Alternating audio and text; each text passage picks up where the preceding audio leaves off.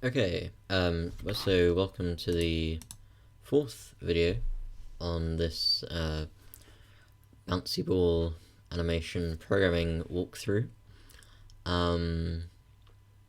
So I said in the last video that in this video we're going to be creating what's called a class to neatly package up all of the information and behavior related to the ball, which will be helpful if we want to have multiple balls. So let's think about what information do we have at the moment that's just about the ball. Well, there's the radius, that's a property of the ball. There's the position, the x and y value, and there's the velocity. And the elasticity is, in reality, it would be a kind of joint property of the ball and the ground. But the ground is the same for, it's going to be the same for all of the balls that we end up creating. So we're going to say that this elasticity is just a property of the ball to make it easier for ourselves. So you don't really need to know about object-oriented programming or anything like that, so I won't explain it in detail, but we're going to create a class. We're going to call it ball, and a class is a blueprint essentially for creating a software object, a virtual object, an object being a kind of convenient way of thinking about something that contains all of its properties and all of its behaviors. So the first thing we have to do is do this weird def init thing. And this is the thing that it's going to run when you create a new ball. And so what do we need to tell it? Well, we need to tell it where the ball is, the x and y position. We need to tell it the radius of the ball, and we need to tell it the elasticity. And don't worry about this self thing, that's just, it needs to know what it is, if that makes sense. You're passing something which refers to the object itself. And then this def, because you haven't encountered this yet, I think, is just short for define. So this here is called a method. A method is a function inside of a class, and this def keyword defines the method. It tells Python that we're about to define a method called init. Okay, and so I said that this class gives us a neat way of referring to the properties of the ball, and so all of its properties can be accessed via using the self keyword and then dot the property. So we need to put all of those in, as it were. So we're going to say self.x equals x. We're going to say self.y equals y. We're going to say self.r equals r, not running. We're going to say self.elasticity equals elasticity. And we're going to say self.v equals 0, because we're going to start all of our balls off at rest. Okay. So what other things do we need to be able to do with our ball? Well, one thing is we need to update the velocity. So let's say update velocity. And what does it need to know to update the velocity? Well, it needs to know all the information about itself. It needs to know what the acceleration due to gravity is, little g, and it needs to know where the ground is, because it needs to check whether it's hit the ground or not. So to update the velocity, we're just going to do the same thing that we did before. So we're just going to actually cut and paste this because we no longer need this. So we're just going to put it in there, and then you'll need to indent it. So you can just highlight the whole thing and press tab. Okay, so one annoying thing now is, although we have this code, we do need to change it slightly, because it's going to read this and it's going to think if y is greater than ground minus r, well, what's y and what's ground? Actually, it knows what ground is because it's an argument to the method, but it doesn't know what y or r is, or v. So we need to say, okay, it's the y of yourself, right? So we need to put self before all of these things. Now, because I'm using VS Code, I can hold Alt and click before all of the things, add self dot. But if you're just using a regular text editor or idle or something like that, you'll just need to type self dot before these variable names. It may even be quicker for you to just type it all out, who knows. Okay, so we've updated the velocity.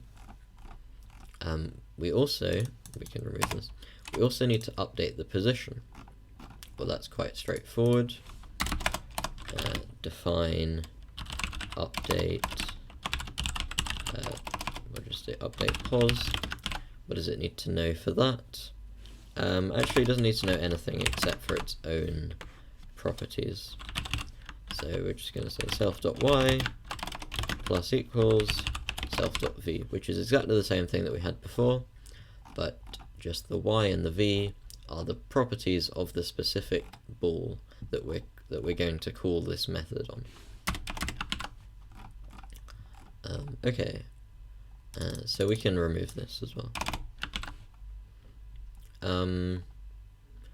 And we also need to do this for each ball. So this would be useful if the ball had a method like check energy, maybe.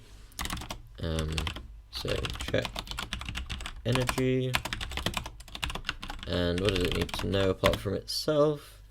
Well, if we look down here, it depends on G, and it depends on the ground level. So G and ground, and then again we can remove this.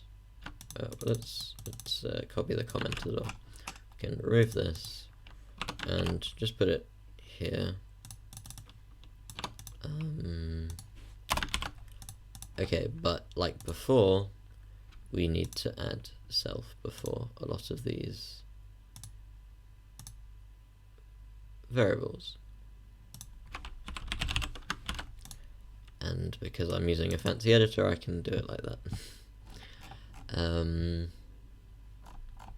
Okay, so what if we could put everything together and do all of the stuff that we need to do relating to updating the motion and the dynamics of the ball, but just with one line within the loop? Well, let's create a method called update dynamics, and it needs to know everything that these need to know. So it needs to know G, and it needs to know ground. So first, we're going to do it in the same order we did before. So we're going to say self, because these methods are also properties, although you might make a distinction between properties and methods, but the methods are a part of the object, if you like. So we also access them by doing self dot. So first we're gonna update the velocity. G ground. Then we're going to update position.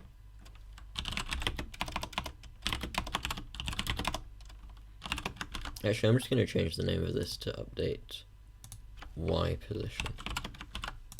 Doesn't matter if you don't do that as well, but sorry, we don't need to pass self. Self is automatically, that's a good point actually, self is automatically passed in. But we need to specify it when we're defining the function or method. So update y position, and then we need to check energy, and we need to give it G and ground. Okay, and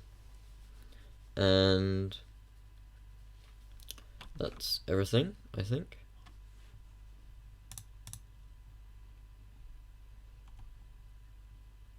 Yeah. Okay. So one more thing that we would like this ball to be able to, this ball class to be able to do for us is draw the ball. Because at the moment we have to say pygame.draw.circle blah blah blah. So we had lots of them.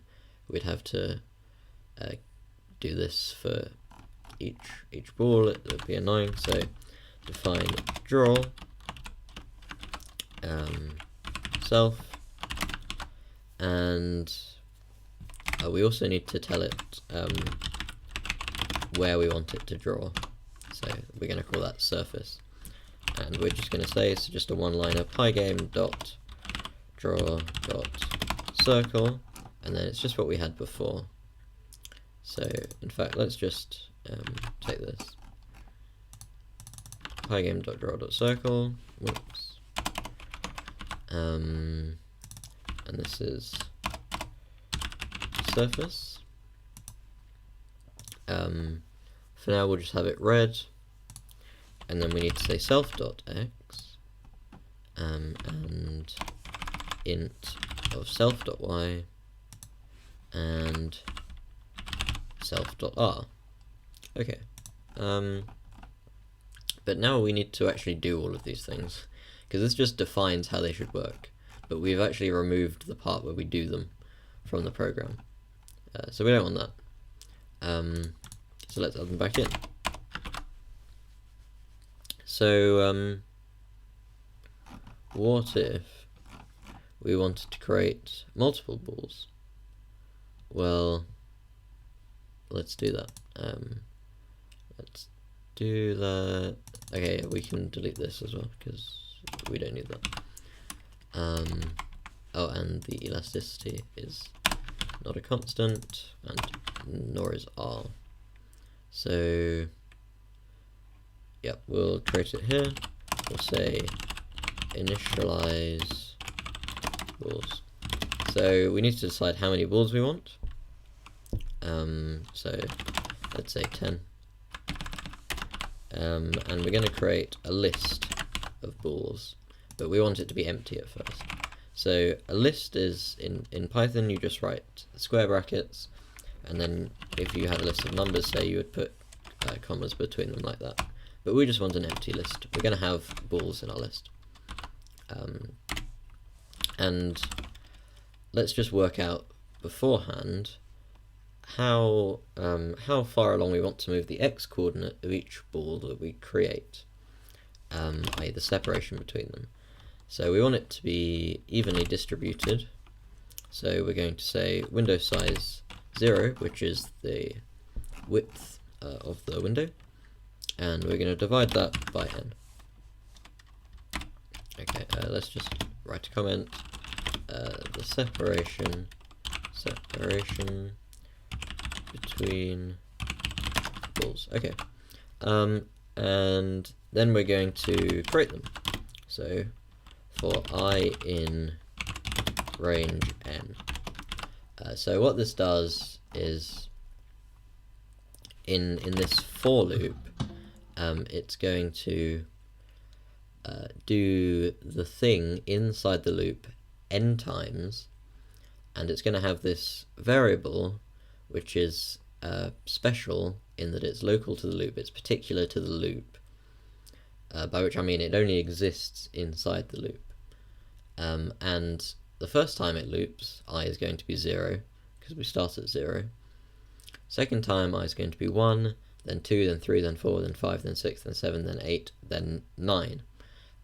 Not 10, because it started at 0 and we want it to go 10 times. So it needs to stop at 9. Okay, so what are we actually going to do? Well, let's first work out what x coordinate we'd like our ball to have.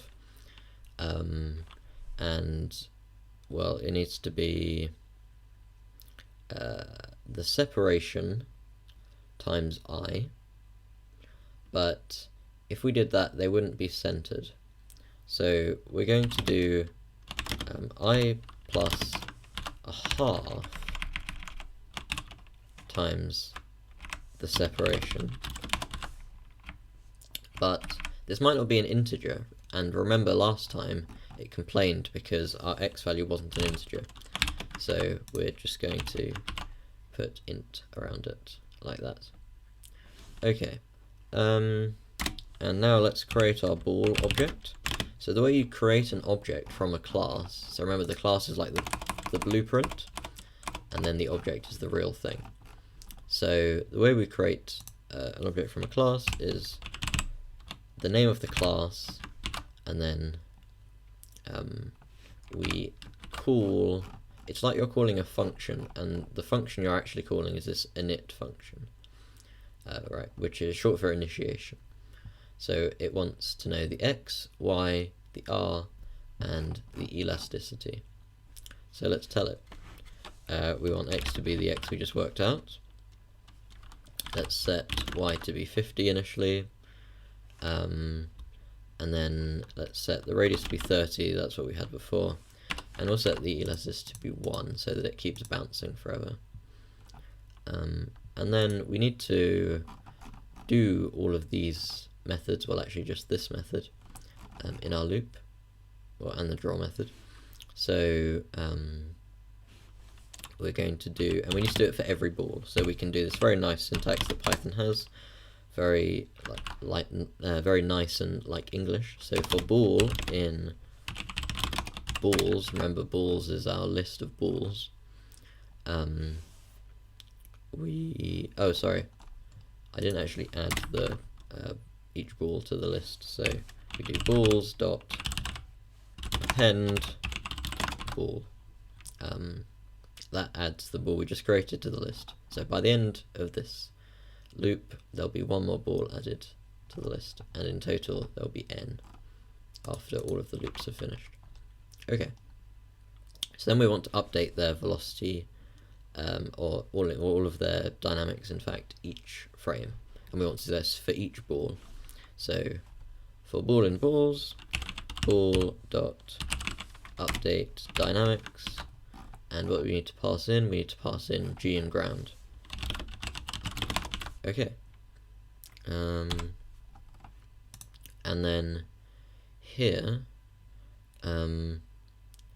after this, we want to draw the balls. So we're going to do for ball in balls again. We're going to do ball dot draw.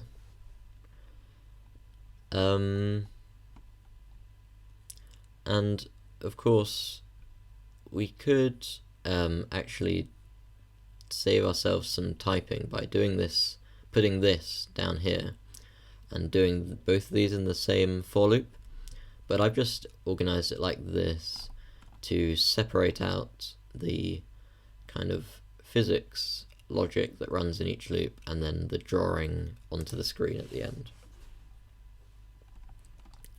And okay, we need to tell it that we want it to draw it to the display. If you remember, that was our parameter here. And then we flip the display and tick the clock. So hopefully that should run. Oh, I typed elasticity wrong, I think.